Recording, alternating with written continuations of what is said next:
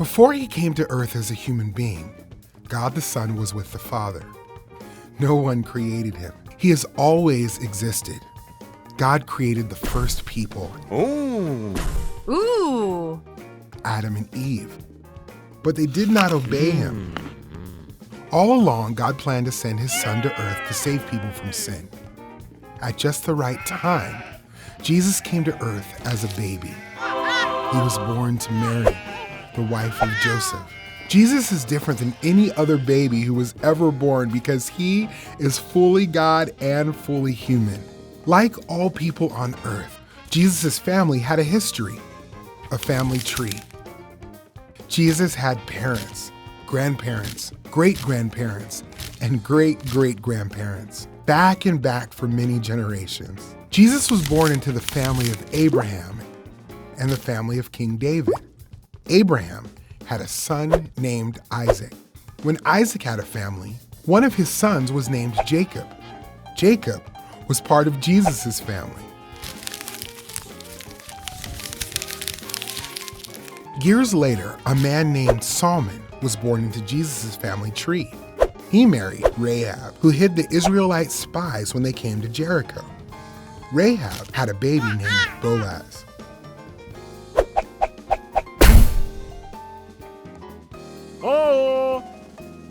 Boaz was a farmer, and he married Ruth. Boaz and Ruth had a son named Obed.